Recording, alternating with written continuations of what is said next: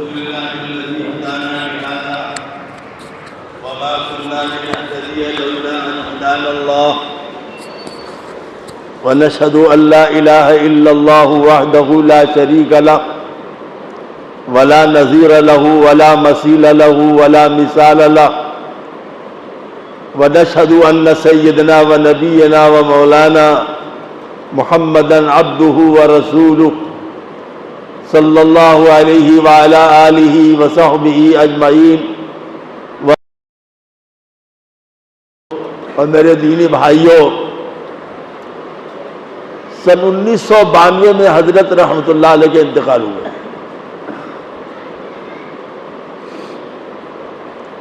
اللہ کی توفیق سے ہم نے بہت بزرگوں کو دیکھا ہے. ایک فہرست ہے حضرت اقدس حضرت مولانا شاہ وسیع اللہ الہ آبادی رحمۃ اللہ علیہ، جو حضرت تھانوی کے بڑے اجل خلفاء میں تھے. ان کی یاد میں نے پڑھائی ہے شرح جامی تک. حضور جی عبداللہ آپ ڈھاکہ، پاکستان میں ڈاکٹر عبدالحی صاحب، حافظ سلطان صاحب تار والے، مولانا انوار الغنی صاحب، اور یہاں ہندوستان میں بے شمار اکابر کو ہم نے دیکھا ہے. ہم نے ایک سال مظاہرلو میں پڑھا، حضرت شیخ مولانا زکریا صاحب نور اللہ مرقدہ کو دیکھا، ان کی صحبت میں بیٹھے. حضرت مولانا محمد اسد اللہ صاحب ناظم مظاہروم رحمۃ اللہ علیہ، ان کے یہاں بیٹھتے تھے، ذکر کرتے تھے. لیکن جب ہم جلال آباد پہنچے اور ہماری نظر حضرت پر پڑی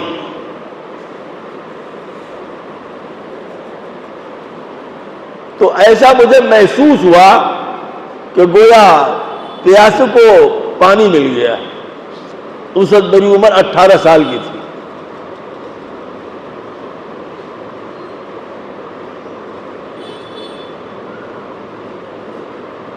بہت لمبی چوڑی بات کرنے کا دل نہیں چاہتا، کچھ مجھے دوسری باتیں بھی کہنی ہے آپ سے.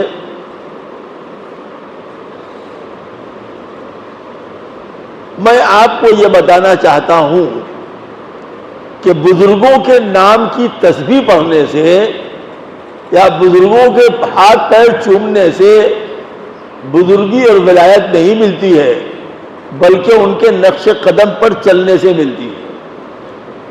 اور بزرگوں کی جو سب سے بڑی چیز ہے جس پر وہ فائز ہوتے ہیں وہ ان کے اخلاق فاضلہ، اخلاق حسنہ. اب یہ قصہ سن لیجیے آپ.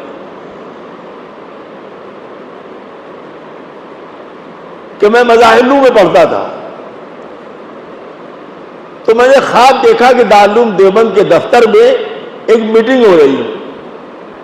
اس میں حضرت شیخ محمد زکریا مہاجر مدنی اور دارالعلوم دیوبند کے صدر مدرس اور محتمیم اور ہمارے حضرت تھانوی رحمۃ اللہ علیہ کے مجاز صحبت اور خانقاہ امدادیہ تھانہ بھون کے متولی حضرت مولانا سید ظہور الحسن صاحب رحمۃ اللہ علیہ جیسے بڑے اکابر، وہاں مشورہ ہو رہا ہے. تو میں چلا گیا، یہ خواب کی بات ہے. تو دیکھا کہ میرے ہی بارے میں مشورہ ہو رہا ہے. مشورہ یہ ہو رہا ہے کہ اس کو مظاہر سے ہٹاؤ اور جلال آباد میں داخل کراؤ. کسی نے کہا دارالعلوم دیوبند میں، کہا کہ نہیں. یہ طے ہو گیا. جب میٹنگ ختم ہوئی تو مولانا صدر مدرس تھے اس زمانے میں دارالعلوم دیوبند کے، فخر الحسن صاحب، مولانا فخر، انہوں نے کہا تم جلال آباد چلے. بس پھر میں نے امتحان بھی نہیں دیا. سالانہ امتحان نے ایک پرچہ دیا، چھوڑ دیا کہ پیاسے کو پانی مل رہا ہے. ایک چھوٹا سا پرچہ حضرت مولانا ظہور الحسن صاحب نے لکھ کے دیا، تم جلال آباد چلے جاؤ.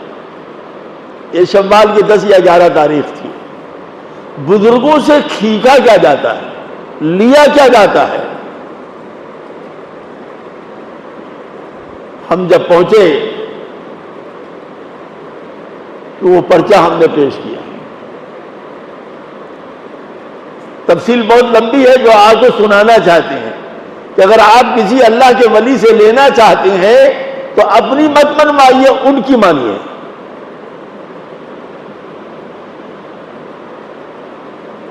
یہ مزاج جب تک مریدین کا، متوسلین کا، محبین کا نہیں بنے گا، وہ اللہ والوں سے اپنی بات منوانا چاہتی ہے، تو کبھی نفع نہیں ہوگا، نفع کا دروازہ بند رہے گا۔ لیکن جب وہ جو بات کہیں، جس طرح کہیں، اس پر عمل کرنے سے علم کے دروازے بھی کھلتے ہیں، فتوحات کے دروازے بھی کھلتے ہیں، اور ان کی دعائیں ملتی ہیں۔ میں مشکاۃ شریف پڑھ کر گیا تھا، یعنی اب دورہ پڑھنا تھا مجھ کو، پرچہ دیا، قریب میں فارم رکھا تھا، کہا اس کو بھر دو۔ جیسے ہی سنا کہ میں حضرت مولانا شاہ وسیع اللہ صاحب الہ آبادی کے تربیت یافتہ ہوں، ان کی خدمت میں رہا ہوا ہوں 7 سے 14 سال تک، میں نے حفظ بھی وہیں کیا ہے، شرح جامی ہر بحث حل تک وہاں پڑھا ہے، تو اس نسبت کا احترام دیکھیے۔ ہم جو بچے تھے سمجھتے بھی نہیں تھے، تو اس میں ہم نے لکھ دیا کہ ہم موقوف علیہ دوبارہ پڑھنا چاہتے ہیں۔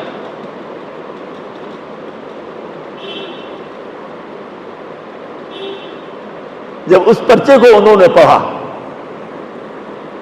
تو حضرت نے فرمایا کہ میری خواہش یہ ہے کہ تم فارسی کی پہلی میں داخلہ لے لو۔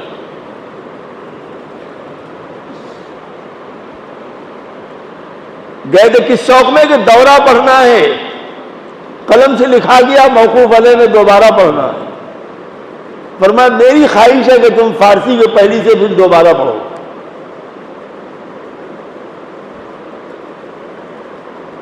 اللہ والوں کی بات ماننے میں بھلائی ہے، چاہے سمجھ میں آئے یا نہ سمجھ۔ میں نے کہا حضرت میں نورانی قاعدہ پڑھنے کو تیار ہوں۔ میں نے کہا حضرت میں نورانی قاعدہ پڑھنے کو تیار ہوں۔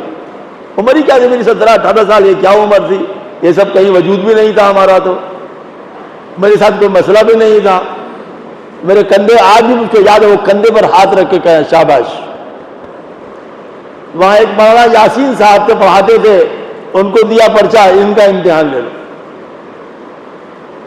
لے گئے امتحان لیا انہوں نے، علی دیا کہ موقوف علیہ میں اس کا داخلہ کر لیا جائے۔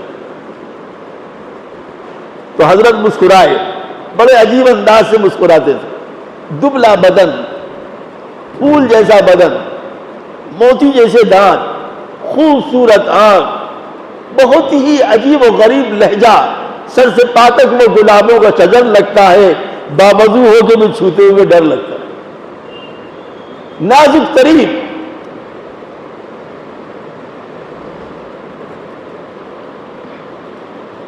حضرت مسکرائے، وہ مولانا یاسین صاحب آگے بیٹھ گئے تھے، پیچھے سے مسکرا رہے تھے۔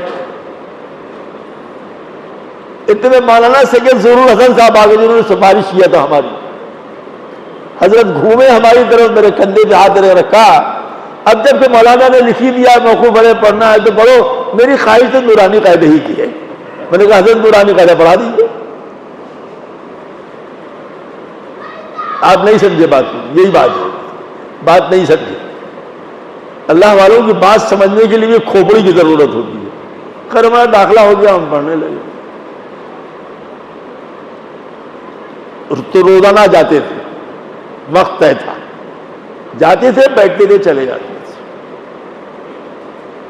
تو فرما مجھ کو وہ ابو نصر کہتے تھے، ابو نصر،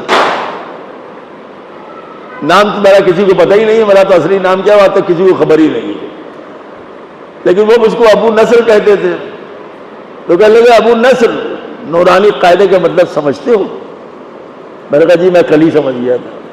سمجھ گئے تو کیا کہ سلوک ابتدا سے طے کرنا چاہیے، یہ دماغ سے نکال لیں تو ہم فلاں جگہ سے پڑھ کے آئے ہیں، فلاں کی صحبت میں رہ ہوئے ہیں، یہاں آئے ہو تو سلوک کو ابتدا سے طے کرو، ابھی سے۔ اور اس کی بنیاد کیا ہے؟ فرمایا اس کی بنیاد ایک ہے، نیت میں اخلاص پیدا کرو، اللہ کی رضا کے لیے پڑھو، اللہ کی رضا کے لیے علم حاصل کرو، کتاب کا بھی ادب کرو، استاد کا بھی ادب کرو، اور ہمیشہ اپنی کوتاہی پر نادم اور شرمندہ رہو۔ اسی کا نام ہے اعتراف قصور و اعتراف ظلم۔ 6 گھنٹے مدرسے میں پڑھو، 5 وقت کی نماز پڑھو، تہجد تو قرآن کی تلاوت کرو، لیکن سوچو ہم نے کچھ نہیں کیا، جو کچھ کیا وہ اللہ نے کیا۔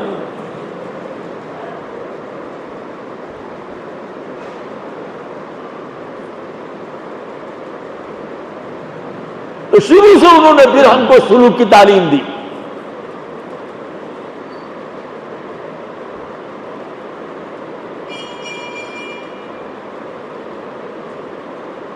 پڑھانا، درس دینا، لوگوں کے ساتھ ملنا۔ آپ کو پتا ہے تہجد کی نماز کے لیے وہ اٹھتے تھے، نوجوانوں تم سنو، پڑے سوتے رہتے 9 بجے تک، تہجد کی نماز میں وہ اٹھتے تھے، پہلے وہ ڈنڈ بیٹھک کرتے تھے کثرت، پھر غسل کرتے تھے۔ اب یہ بچہ ہنس رہا ہے کیوں؟ سمجھتا ڈنڈ بیٹھک کرنا بزرگی کے خلاف ہے۔ ڈنڈ بیٹھک کرنا بزرگی کے خلاف نہیں ہے، اپنی صحت کی حفاظت فرض ہے، جیسے نماز فرض ہے۔ اگر صحت آپ کی اچھی نہیں ہے تو آپ کیا سیکھیں گے، کیا کریں گے؟ پھر تہجد کی نماز پڑھتے تھے، پھر ذکر کرتے تھے 2500 اللہ اللہ اللہ اللہ اللہ اللہ۔ میں تو بھول گیا، آیا نہیں، ورنہ میں آپ کو وہ ٹیپ سناتا ہوں ان کے ذکر کا۔ اس کے بعد قرآن کی تلاوت کرتے تھے، پھر خطوط، مریدین کے خطوط کا جوابات لکھتے۔ کسی بڑے مرتبے کی خواہش مت کرو، اگر ہمت نہیں ہے تو۔ مرتبے انہی کو ملتے ہیں جو مجاہدہ کرتے ہیں، مرتبے ان کو ملتے ہیں جو اللہ کی راہ میں خود کو فنا کر دیتے ہیں، جو اپنی خواہشات کو مار دیتے ہیں، جو طبیعت کے تقاضوں کو مار دیتے ہیں، جو اللہ کی حکم پر اپنے آپ کو فنا کر دیتے ہیں۔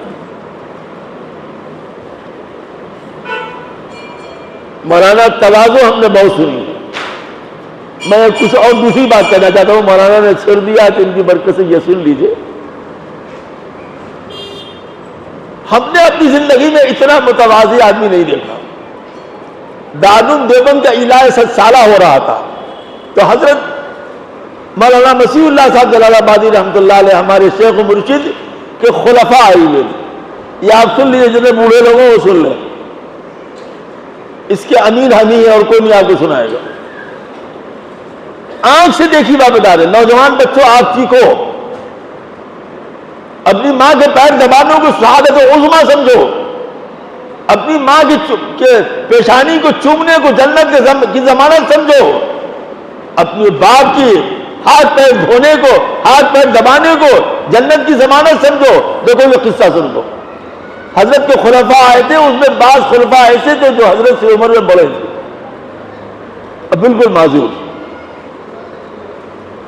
حضرت کی مجلس ختم ہو گئی تو ان کے ایک خلیفہ جو بہت معذور تھے اٹھ کر کے آئے اور خانقاہ سے باہر ایسے پیر پھیلا کے لیٹ گئے، بیٹھ گئے ٹکلا کے ایسے، بیچارے بیٹھے نہیں جاتا تھا۔ اب ہم ہوتے تو کیا کرتے؟ اگر ہم ہوتے پیر اور آپ پیر ہوتے تو کیا کرتے؟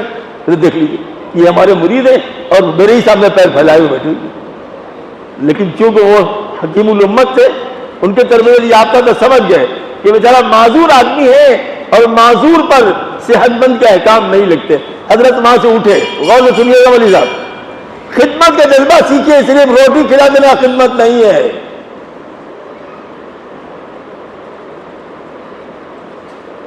ہماری خانقاہ میں ایک بلی پلی ہوئی ہے، جب ہم لوگ اس کو کچھ دیتے ہیں، گوشت کی بوٹی، ہڈی، روٹی، اس کے دو بچیاں ہیں، وہ ان کے آگے ڈال دیتی ہے، کھلا تو بلی بھی رہی ہے۔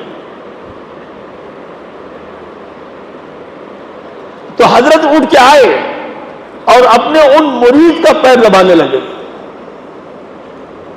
حضرت یہ کیا کر رہے ہیں؟ تو حضرت نے یہ فرمایا نہیں، فرمایا مجھ کو پیر دبانا میرے والد نے بہت اچھا سکھلایا تھا، میرے والد نے پیر دبانے کا سلیقہ بہت اچھا سکھلایا تھا، میں دبا دیتا ہوں تو آرام ہو جاتا ہے۔ اپنی آنکھ کے سامنے دیکھا میں نے، آنکھ کے سامنے مریدین کی جماعت کھڑی ہے، طلباء ہیں اور اساتذہ ہیں، ایک شیخ اپنے بوڑھے مرید کا پیر دبا رہا، تو مجھے پیر دبانا بہت ہے۔ یہ ہے خدمت خلق، یہ وہ کرتا ہے جو مٹ چکا ہوتا ہے۔ یہ وہ ہوتا ہے جس کا نفس فانی ہو چکا ہو. یہ وہ شخص کرتا ہے فانی فی اللہ ہوتا ہے. وہ شخص یہ کام وہ کرتا ہے جس نے اپنی آپ کو ہر چیز کو مٹا دیا. کچھ ہونا میرا ذلت و خواری کے سبب ہے. یہ ہے میرا اعزاز کہ میں کچھ بھی نہیں. لا الہ الا اللہ میں یہی بات سکھلائی جاتی ہے. اپنے کو فانی کرو, خدا کی ذات باقی ہے, اللہ کی بقا اور اللہ کے لازوال ہونے کا یقین, دنیا کی ہر طاقت کی نفی کر دو. لا الہ کوئی کچھ نہیں اگر ہے الا اللہ.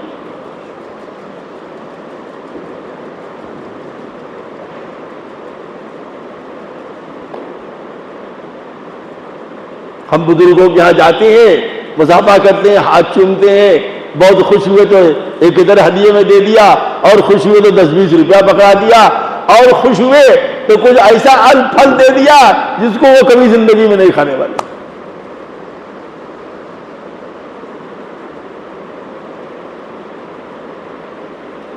بزرگوں سے اخلاق سیکھو.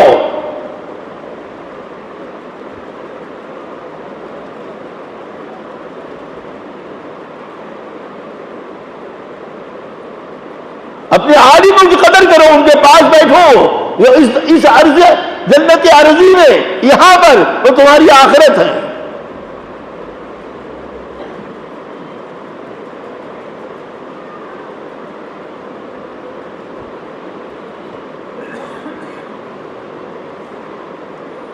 ہم جلال آباد گئے تو حضرت رحمت اللہ علیہ کے لیے گھی کی سوئی, بہت مشہور بنارسی سوئی, بنوا کے لے گئے. اب ایک غلطی ہو گئی, مجھے معلوم نہیں تھا, وہ ڈالڈا گھی میں بنوا لیا. ڈاکٹر نے حضرت کو منع کر رکھا تھا, ڈالڈا گھی کڑوا تیل استعمال مت کرو, آخر عمر تھی. تو میں نے پیش کیا. اب تو بڑے خوش ہوئے کہ حضرت دیکھتے ہی خوش ہو جائیں گے, بڑی پیٹ ٹھوکیں گے. مولوی پیر کھانے پینے بڑے ماہر ہوتے نا, تو کھانے سے جیتے رہتے ہیں. گئے, کھولا, کیا ہے؟ سوئی ہے. اس میں ڈالڈا پڑا ہوا. کہا جی. کہا تم بہت محبت سے لائے ہو, پیار سے, تو میں سنت کے مطابق 3 مرتبہ کھا لیتا ہوں, اور اماں کو بھیج دیتا ہوں, وہ کھاؤں گے, وہ کڑوا تیل کے سمے کھا لیتی ہے. اور جب تک ہم بیٹھے رہے اس کو اٹھا کے رکھا کہ نہیں. اس کو کہتے ہیں دلداری کرنا چھوٹوں کو.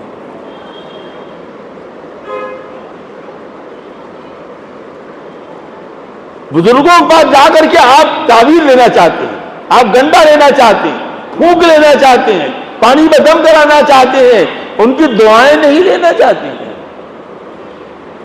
ارے میری جان, ایسا کام کر کے وہ خود دعا دے تم کو. جہاں تم کو دعائیں ملنی, ہم اپنا موضوع بدل رہے ہیں چونکہ مجھے کچھ اور بات کہنی ہے. جہاں ہم کو دعائیں ملنی ہے وہاں سے ہم کو نفرت ہے.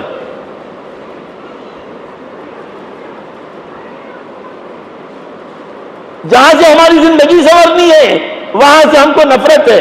ہم ماں باپ کے سر پر تیل نہیں رکھتے, ان کے تلوے نہیں دباتے, ان کی کمر نہیں دباتے, ان کی خدمت نہیں کرتے.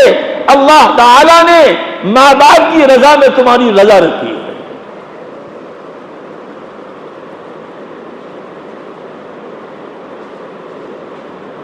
کیا فرمایا؟ وَقَضَىٰ رَبُّكَ أَلَّا تَعْبُدُوا إِلَّا إِيَّاهُ وَبِالْوَالِدَيْنِ إِحْسَانًا. تمہارے رب کا فیصلہ ہے, اس سرزمین پر اگر عبادت ہوگی تو تمہارے رب کی ہوگی, یہ پیشانی تمہارے رب کے آگے جھکے گی, یہ سجدہ رب کو ہوگا. رب کی عبادت کے بعد سب سے بڑی عبادت ہے ماں باپ کے ساتھ اچھا سلوک کرنا. آپ کے لیے کہتے ہیں, حضرت کے یہاں ایک صاحب تھے, بڑے عابد, زاہد, متقی, پرہیزگار. تو حضرت کو خیال آیا کہ ان کو اجازت و خلافت دے دیں. ان کے والد صاحب بھی مرید تھے, وہ بھی آ گئے. تو حضرت نے ان سے مشورہ کیا کہ آپ کے کیا حضرت یہ اس نے کبھی تہجد نہیں چھوڑا, کبھی اشراق نہیں چھوڑا, کبھی چاش نہیں چھوڑا, کبھی اوابین نہیں چھوڑا, لیکن آج تک مجھ کے ایک گلاس پانی نہیں پلایا ہے. آج تک کبھی اس نے 5 روپے مجھ کو نہیں دیے ہیں. وہ خود شیخ تھے، ان کے والد خود شیخ تھے.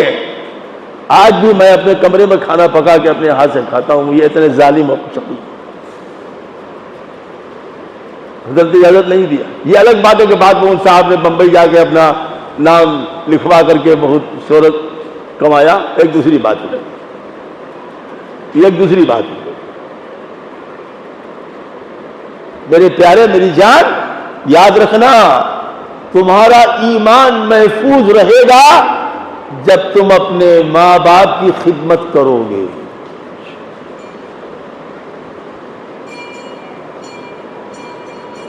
اکابر کی تاریخ پڑھو.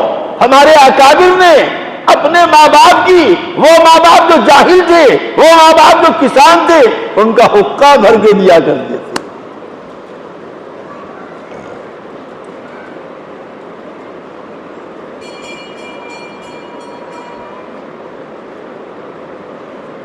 ایک مرتبہ اگر تم کو استاد کی، ایک مرتبہ کسی اللہ کے ولی کی، ایک مرتبہ اگر کسی عالم ربانی کی، ایک مرتبہ اگر تمہارے ماں باپ کی دعا تم کو لگ گئی، خدا کی قسم تمہاری دنیا بھی سمجھ جائے گی، آخرت بھی سمجھ جائے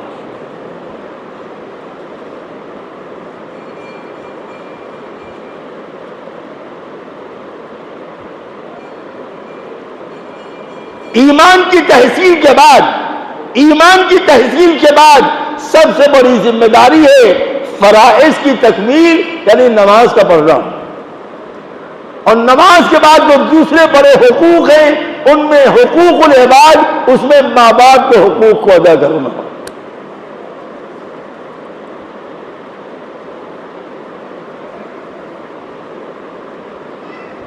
ماں زندہ ہے تو ماں کا حق، باپ زندہ ہے تو باپ، ماں باپ دونوں کو کر کے تو دیکھو.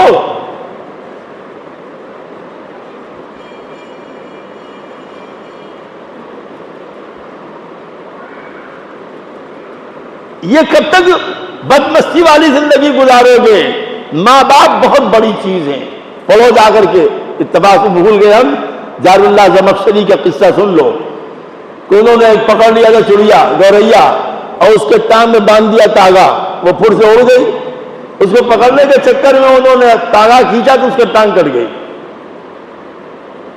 تو ان کی ماں نے بد دعا کر دی تھی، اللہ جیسے تو نے اس کی ٹانگ توڑی ہے، تیری ٹانگ بھی ٹوٹ جائے. بہت بڑے عالم گزرے ہیں. تفسیر کشاف انہی کی کتاب ہے. آج سینکڑوں سال گزر جانے کے باوجود اس کے ایک ایک حرف پر کتابیں لکھی جا رہی ہیں. اس کی عرب پر، اس کی لغت پر، اس کے ضمیر پر، اس کی بلاغت پر، اس کی فصاحت پر. لیکن ماں کی بد دعا لگی تو وہ لنگڑے ہو گئے. جا کے بیت اللہ میں رہے. ان کو جار اللہ کہتے تھے، اللہ کا پڑوسی.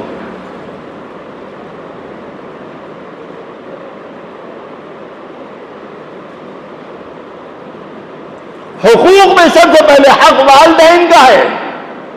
فرائض میں سب سے پہلے حق ہے نماز کا.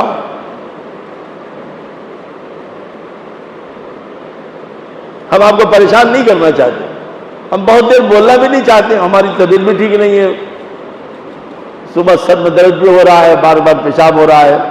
لیکن ہم آپ کو ناراض نہیں کرنا چاہتے، لیکن ہم اللہ کی پکڑ سے بچنا بھی چاہتے ہیں. ہم اللہ کی پکڑ سے بچنا چاہتے ہیں، آپ کے ساتھ وہ حجت رکھتے ہیں. یہ آپ اچھی طرح سمجھ لیجئے، آپ کی نمازیں آپ کے منہ پر مار دی جائیں گی. آپ کی تلاوت، آپ کا چلہ، آپ کی رات شب گزاری، یہ آپ کے منہ پر مار دی جائے گی اگر آپ نے اپنے ماں باپ کو خوش نہیں رکھا. جہاں بات نہیں ماننا نہیں ماننا. اگر آپ کے ماں باپ کہیں کہ جہیز لو، سنت کے خلاف کام کرو، محرم میں گاؤ ناچو،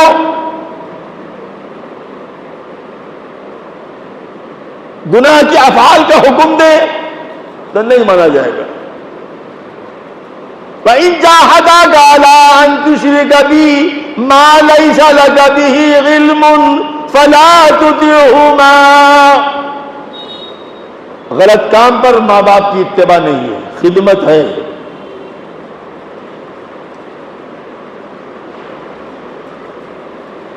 حضرت اسماء نبی کریم صلی اللہ علیہ وسلم کی سالی ہے. حضرت عائشہ دوسری بیوی سے ہے، اور آپ کی یہ بہن پہلی بیوی سے ہے. حضرت ابوبکر صدیق کی پہلی بیوی سے حضرت اسماء ہے، دوسری سے حضرت عائشہ ہے جو زوجہ ہے نبی کریم صلی اللہ علیہ وسلم. اللہ کے رسول پر فدا تھی حضرت اسماء.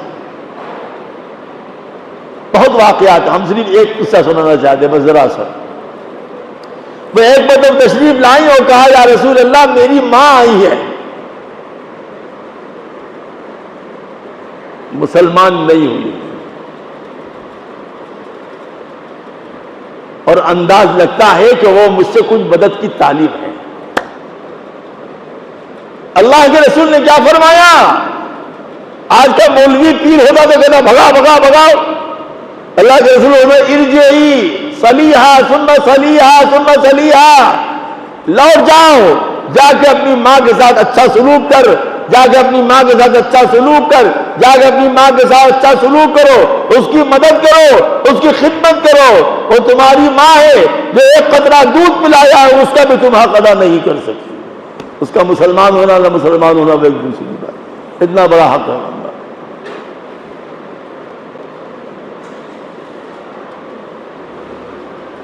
آئے دن شکایت سنتے سنتے سنتے دماغ پکنے لگتا. بیوی کے حقوق،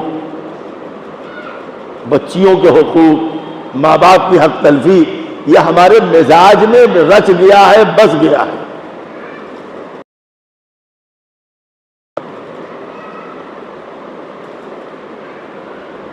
اپنے نفس پر جبر کر کے نماز کے عاشق بنو، نماز کے پابند نہیں، نماز کے عاشق بنو.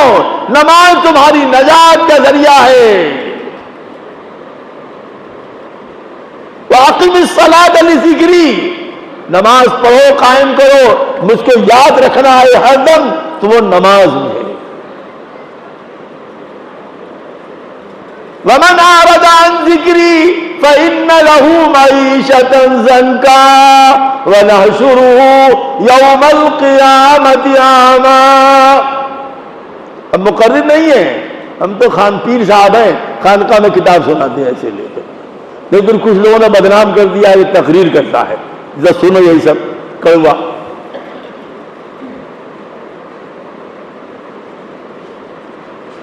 اور آ کر کے کتاب وَمَنْ أَعْرَضَ عَنْ ذِكْرِي کی تشریح میں کیا لکھا ہوا ہے؟ وَمَنْ أَعْرَضَ عَنْ ذِكْرِي فَإِنَّ لَهُ مَعِيشَةً ضَنْكًا وَنَحْشُرُهُ يَوْمَ الْقِيَامَةِ أَعْمَىٰ. جو میرے ذکر سے دوری بنائے گا، جو میرے ذکر سے اعراض کرے گا، اس کی تفسیر میں ایک معنی نماز لکھا ہوا ہے، تو اس کو پہلی سزا دنیا میں ملے گی. معیشتاً زنکا کے تنوین. معیشتاً زنکا کے معنی یہ ہے کہ اتنی روزی اس کی ہم کم کر دیں گے، اتنی کم کر دیں گے کہ وہ پریشان رہے گا. وہ 10 روپیہ کمائے گا، اس کے گھر کا خرچہ 20 روپیہ ہوگا. ابھی پیسہ آئے گا بھی نہیں کہ اماں بیمار ہے، بھیا بیمار ہے، او بیتن لے آؤ، تنخواہ لاؤ، ڈاکٹر کے یہاں جاؤ. وَنَحْشُرُهُ يَوْمَ الْقِيَامَةِ أَعْمَىٰ. اور مفسرین نے حافظ قرآن کے لیے لکھا ہے. اس آیت سے مراد وہ لوگ جو حفظ قرآن کرتے ہیں اور پھر بھول کے نہیں پڑھتے. نماز کے لیے لکھا ہے، غافلوں کے لیے لکھا ہے، اور قیامت کے دن اندھا اٹھائیں گے. قَالَ رَبِّ لِمَ حَشَرْتَنِي أَعْمَىٰ وَقَدْ كُنتُ بَصِيرًا. اے اللہ، دنیا میں تو ہم اندھے نہیں تھے، آپ نے اندھا کیوں اٹھایا؟ دنیا میں تو ہم آنکھ والے تھے، بہت لڑکیوں کو آنکھ مرا چلتا دھکا دیا، یہاں اندھے کیوں ہو گئے؟ اس کا جواب اسی کے نیچے لکھا ہے، دنیا میں تم ہم کو بھول گئے تھے، آج ہم تم کو بھول گئے. نماز ہماری پہچان ہے، نماز ہماری شان ہے، نماز ہمارا ایمان ہے، ایمان کے تحفظ کا ذریعہ ہے، ایمان کے بقا کا ذریعہ ہے، ایمان کے تحفظ کا ذریعہ ہے، قبر میں راحت کا ذریعہ ہے، میدان محشر میں سہولت کا ذریعہ ہے، مغفرت کا ذریعہ ہے، جنت کا ذریعہ ہے، سفارش کا ذریعہ ہے، شفاعت کا ذریعہ ہے. جناب رسول اللہ نے فرمایا قرۃ عینی فی الصلاۃ، نماز میری آنکھوں کا ٹھنڈک ہے، جو نماز پڑھتا ہے وہ میرے رسول کی آنکھ کو ٹھنڈا کرتا ہے، جو میرے رسول کی آنکھ کو ٹھنڈا کرتا ہے اللہ اس کے قلب کو ٹھنڈا کرتا ہے، اس کی قبر کو ٹھنڈا کرتا ہے۔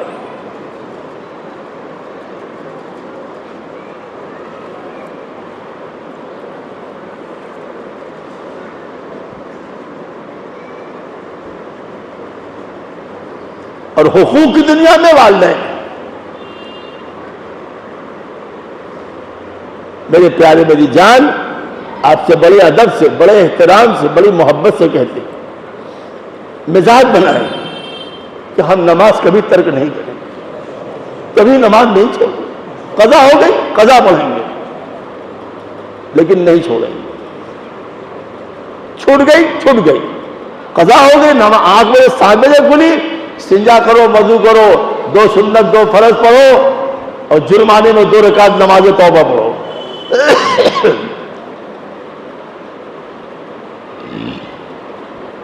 نوجوان بچے ہمارے حضرت کے یہاں آیا کرتے تھے، حضرت ان کو وہ کہتے تھے حضرت یہ غلطی ہو گئی، وہ غلطی ہو گئی، یہ گناہ ہو گیا، ایسے ہو جاتا، تو حضرت ان کو علاج بتاتے تھے، وہ علاج آپ کو بتاتے ہیں اور اپنی بات ختم کرتے ہیں۔ حضرت فرماتے تھے دیکھو میرے پیارے بچوں، ان کا بہت مشہور جملہ ہے حضرت کا، بچوں بچو، یہ جملہ تھا ان کا، بچوں بچو۔ فرماتے تھے عمر کے تقاضے سے غلطیاں ہو جاتی ہیں، سب سے ہو جاتی ہیں، لیکن یہ بڈھا تم سے ایک بات کہتا ہے، حضرت فرماتے تھے کیا؟ فرماتے تھے 24 گھنٹے میں جب بھی تم کو موقع ملے 2 رکعت نماز توبہ پڑھا کرو، جب موقع ملے، جس وقت موقع ملے، اور 100 مرتبہ پڑھو استغفر اللہ استغفر اللہ استغفر اللہ، اور اللہ سے کہہ دو اے اللہ جتنے بھی اب تک گناہ کیے ان کو معاف فرما اور آئندہ ہر گناہ سے بچنے کی توفیق عطا فرما۔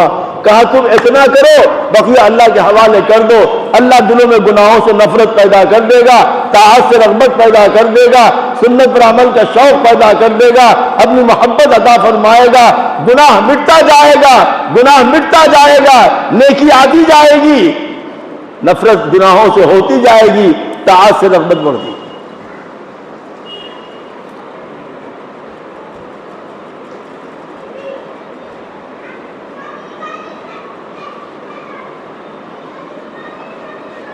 نیت درست رکھیں، اپنے اعمال کو درست رکھیں، علماء ربانی کی صحبت میں بیٹھیں، اللہ والوں کی صحبت میں بیٹھیں، چمہ چاٹی کے لیے نہیں بلکہ ان کی دعائیں لینے کے لیے۔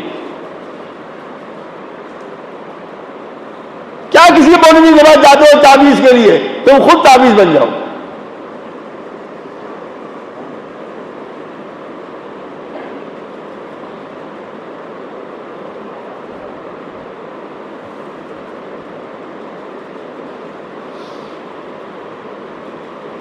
اللہ ہم سب کا خاتمہ ایمان پر فرمائے۔ بس یہ ایک بات سن لیجیے، ابھی یاد آ گیا، یہ سب مولانا کی برکت سے ہے۔ انہوں نے چھیڑا تو ہمارا دل بڑھتا ہی گیا۔ سنو، سن رہے ہو کہ نہیں؟ ارے ہم یو پی سے آئے تو کیا بھوت ہوتے ہیں کیا یا جنات ہیں؟ ہماری زبان سمجھ میں آ رہی ہے کہ نہیں؟ کیونکہ ہم کو ڈر لگتا ہے نا۔ پورنیہ سے ایک ہے ہمارے بہار میں، وہاں جلسے کے لوگ بہت شوقین ہیں، 50-50 ہزار کا مجمع ہوتا ہے۔ ہم کو بھی لوگوں نے بلا لیا تھا، سمجھ کے دیوانہ آدمی ہے بلا لو، تو تھوڑا دیر ہو گئی ہم کو پہنچنے میں، تقریباً 3:30 پونے 4 بج گیا۔ جلسہ ختم ہو رہا تھا تو پہنچے، وہ لوگ ہمارے منتظر تھے۔ خیر وہ ہم نے بیان وان کیا، پھر دعا کرایا اور وہیں اسٹیج ہی پر فجر کی نماز پڑھا، فوراً واپس ہوئے۔ آپ غور سے سنیے ہمارا آپ کا کیا حال، قوم کا حال کیا ہے۔ تو ہم نے اپنے ڈرائیور سے کہا کہ یار چائے پلا دیتے، مولویوں کی بیماری ہے، جانتے مولوی چائے پان یہ مولویوں کی بیماری ہے، پیروں کی بیماری ہے، کھاؤ چاہے پیٹ سڑ جائے خراب ہو جائے لیکن کھانا مت چھوڑو۔ قرآن کہتا ہے کلوا واشربوا ولا تسرفوا، لیکن جہنم بھرنا چاہیے. تو ہم نے اسے چائے پلا دو, آگے بڑھتے ہیں. تو لے گیا, نوجوان لڑکا تھا, وہ چائے کی دکان, وہاں بہت لوگ کھڑے تھے. غور سے سنیے گا قوم کا حال کیا ہے. ساری رات تقریریں سنی اور حال کیا ہے سنی.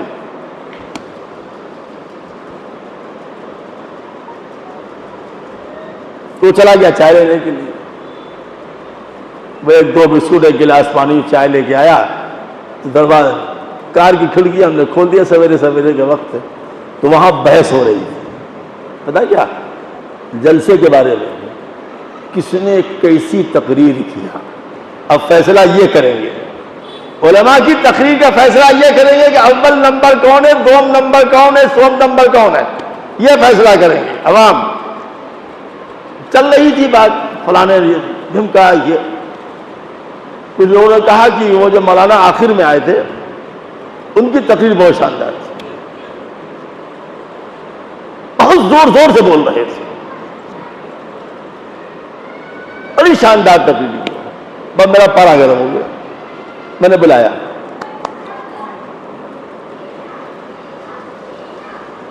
میں نے کہا کہاں جلسہ ہو رہا تھا؟ کہ لیجیے یہاں سامنے میدان میں جلسہ ہو رہا تھا. وہ مولانا کہاں سے آئے تھے جو بہت زور زور سے لاؤڈ اسپیکر پھاڑ رہے تھے؟ کہ لیجیے یہ تو پتا نہیں کہاں سے آئے تھے. ایک بڑے خوبصورت سے آدمی تھے, بہت بولے, خوب گالی دیا لوگوں کو انہوں نے. مجمع میں سناٹا چھا گیا. اچھا, تو میں نے کہا کیا؟ کہا یہ نہیں بتا سکتے کیا کہا. کہا یہ نہیں بتا سکتے کیا کہا, تقریر بہت اچھی تھی. یہ نہیں بتا سکتے کیا کہا, تقریر بہت اچھی تھی. جب ہمارے سامنے ایسے ہوں گے تو ہدایت نہیں پھیلے.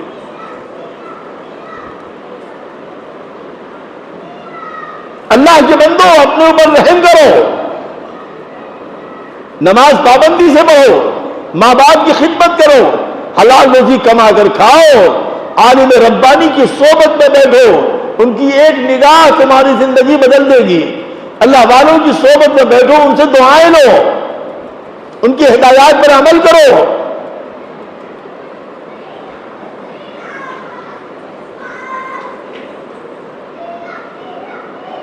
جب تم بار بار سجدہ کرو گے, اللہ کے سامنے رو گے, گلگلاؤ گے, رحمت خدا بندی جوش میں آئے گی, تمہارے سارے مسائل حل ہو جائیں گے.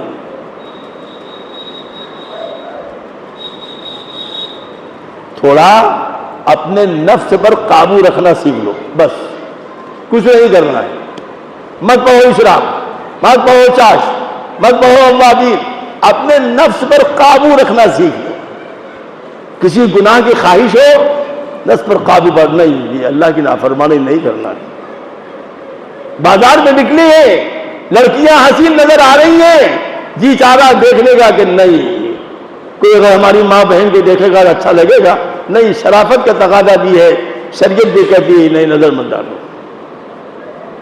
تھوڑا نفس پر جبر کرنے کا مزاج بنا لو کہ نفس پر جبر کرو, ہر گناہ کے وقت نفس پر جبر کرو, اس کو قابو میں رکھو.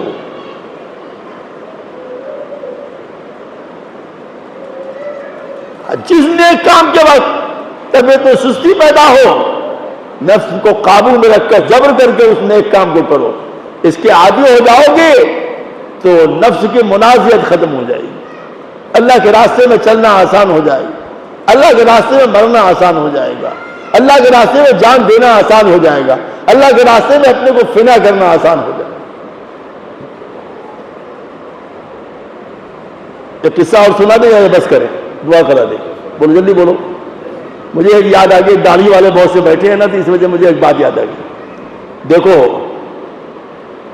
ہم نام نہیں لیں گے کیونکہ وہ آپ لوگ جیسی نام لیں گے سمجھ جائیں گے کہاں ہے قصہ, تو نام نہیں لیتے. ایک برسے میں ایک عالم دین پڑھاتے تھے, شادی شدہ نہیں تھے. دیکھیے, جب کوئی آدمی کسی اللہ والے کی صحبت میں رہتا ہے, اس کی تربیت کرتا ہے, اس کی صحبت سے فائدہ اٹھاتا ہے, تو دیکھیے وہ کام کو کیسے کرتا ہے. وہ عصر کے بعد نکلے اپنے دوستوں کے ساتھ, تو ایک نوجوان لڑکی پورا برقع پہنے ہوئے, ایک دم سر سے پیر تک, اسکوٹر سے جا رہی تھی. ان عالم کی نگاہ اس لڑکی پر پڑ گئی.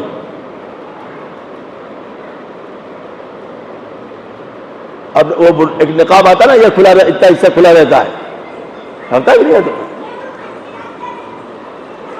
تو وہ کسی دکان پر کھڑی ہوئی جب، تو اس نے اپنا یہ اتار دیا، اس کو کیا کہتے ہیں؟ ہاں کیا کہتے ہیں؟ داستان، دستانہ، داستان نہیں دستانہ. ہاں تو ہاتھ پر نظر پڑ گئی تو ان کو ان سے محبت ہے. ایک طرف طبیعت کے تقاضا ہے کہ جاؤ ملو، ایک طرف شریعت کہتی ہے نہیں وہ لڑکی تمہارے لیے حرام ہے. دیکھو تربیت کا فائدہ، دیکھو علم نافع کا اثر، دیکھو عمل صالح کا اثر. انہوں نے واپس مدرسے چلے آئے.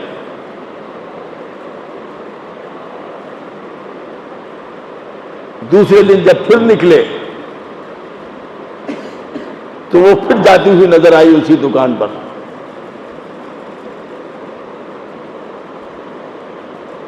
تیسرے دن ایسے ہی ہوا. جب وہ چلی گئی تو یہ اس دکان پر گئے، جا کے پوچھا کہ یہ محترمہ کہاں سے آتی ہیں، آپ یہاں کیا لینے آتی ہیں؟ تو کہا یہ خاتون بہت شریف خاندان کی ہے، ان کا خاندان پابند و صوم و صلات ہے، لیکن مجبوری یہ ہے کہ ان کے گھر میں کوئی لڑکا نہیں ہے، یہ اپنے والدین کی دوا لینے کے لیے میری یہاں آتی ہے. یہ فلاں جگہ رہتی ہے. ایک ہفتے کے بعد یہ ناظم صاحب کو، صدر مدرس صاحب کو لے کر اس گھر پہنچے اور کہا کہ میری ابھی شادی نہیں ہوئی ہے، میں فلاں مدرسے میں پڑھاتا ہوں، میں آپ کی بچی سے نکاح کرنا چاہتا ہوں. کوئی پھوہر طریقہ نہیں اپنایا، پیچھے پیچھے نہیں گھومے، ٹھیک کے تاکہ نہیں، نفس کو قابو میں رکھا تو اللہ نے اس عورت کو ان کے قابو میں دے دیا. کہا شادی کرنا چاہتا ہوں.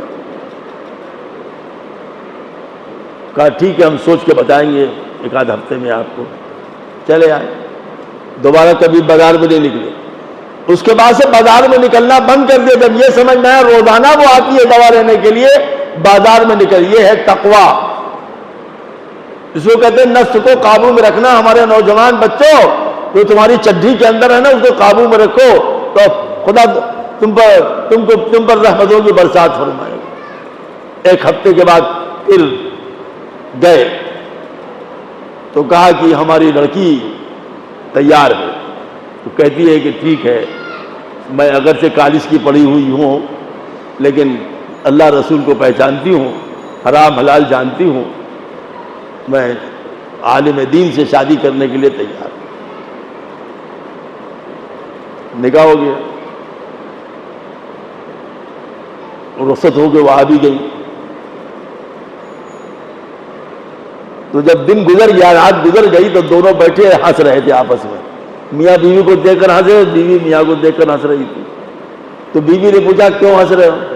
تو میاں نے پوچھا تم کیوں ہنس رہی ہو؟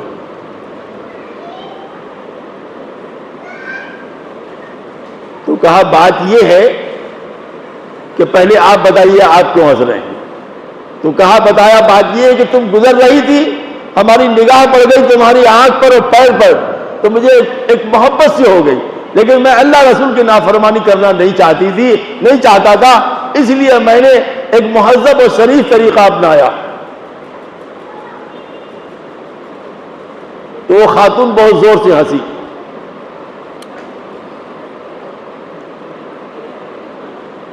اور کہا کہ جب میں دواخانے گئی تو وہ میرے قریب کے رشتے دار لگتے ہیں، میں نے ان سے کہا تھا آپ کے بارے میں ان مولانا کا پتہ بتائیے کہاں رہتے.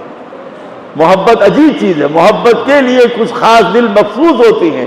یہ وہ نغمہ ہے جو ہر ساتھ میں گایا نہیں جاتا. آپ محبت کر سکتے ہیں لیکن دائرے میں تو رہیے، شریعت میں تو رہیے، نفس کو قابو میں رکھیے، نفس کو پامال کیجئے، نفس کو ماریے، اپنی جائز خواہشات کو جائز طریقے سے پورا کیجئے. سہارو، جہاں چاہا منہ مار لیا.